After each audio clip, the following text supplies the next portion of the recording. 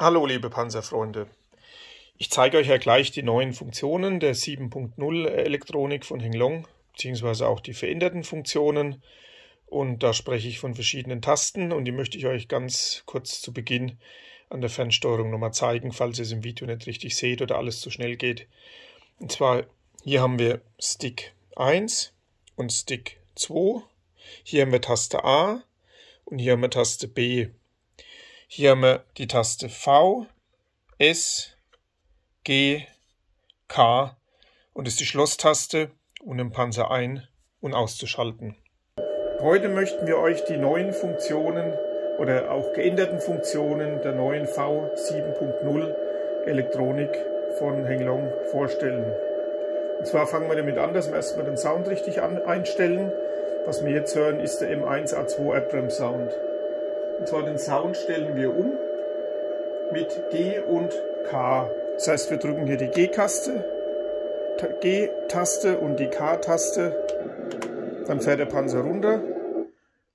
Und beim erneuten Hochfahren haben wir den anderen Sound. In dem Fall jetzt den Leopard Sound.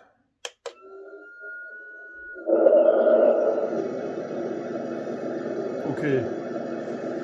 Was ist neu? Das Abschussgeräusch können wir jetzt, also wir können jetzt eine Kugel verschießen mit der Schusseinheit, dass sie in Aktion tritt, also eine Kugel verschießt. Oder wir haben nur das Abschussgeräusch, ohne dass die Schusseinheit mit Strom versorgt wird. Und das Ganze macht man mit G und B. Ich schieße jetzt erstmal ganz kurz, das sind die beiden Tasten hier oben. Man sieht jetzt, Schusseinheit, kann sie ganz klar hören. Wird jetzt eine Kugel verschießen. Jetzt drücken wir G und hier oben haben wir B. Und jetzt können wir schießen. Wir hören das Abschussgeräusch, aber die Schusseinheit wird nicht aktiviert. Okay, wieder G und B. Wenn wir jetzt schießen, haben wir wieder die Schusseinheit dabei. So, dann die Lautstärke hat sich auch verändert, wie man die einstellen kann oder abstellen kann. Und zwar ist es der Stick 1, das ist der linke Stick, und V. Nach oben können wir die Lautstärke erhöhen, nach unten bis zum kompletten Sound aus einstellen. So, Soundwechsel hat man schon, das ist G und K, dann fährt der Panzer runter, wechselt den Sound. Hier haben wir die Platine jetzt mit Leopard und Abrams Sound, also wird jetzt den Abrams Sound wechseln. Das lassen wir jetzt, das haben wir vorhin schon gezeigt. Dann haben wir die Kettenbremse, ist auch neu, ist jetzt in 3 Stufen einstellbar. Und zwar müssen wir hier G und V drücken. Ich fahre erstmal kurz. G und V. Das Bremse etwas stärker. Das haben wir zweimal. Und jetzt nochmal G und V. Dreimal. Jetzt sieht man, wie er reinrutscht. Jetzt wieder einmal.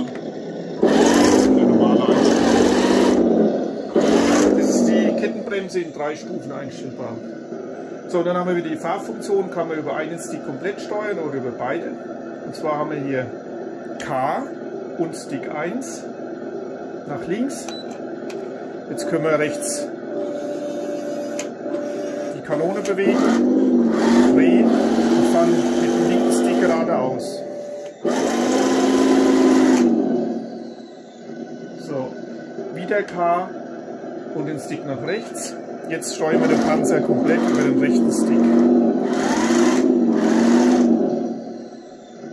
Okay, dann haben wir schnelles Drehen und langsames Drehen auf der Stelle.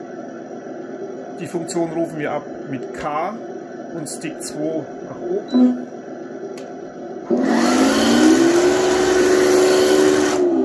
Und K und Stick nach unten. Langsames Drehen. Fällt mir sogar der Stick hier ab. So. Jetzt kann man dem Modell anpassen, ob man einen modernen Panzer hat oder einen älteren Panzer.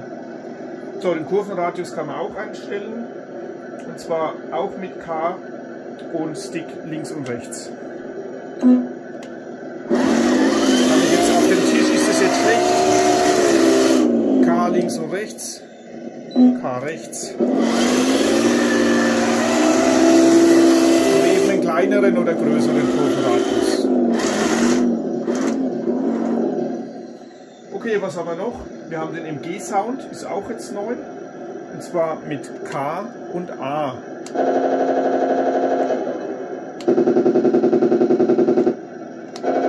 Kann man einstellen, was man möchte. Wenn man K loslässt und jetzt nur MG-Sound drückt, hat man eben den tieferen K und A. Jetzt würde man den helleren abspielen.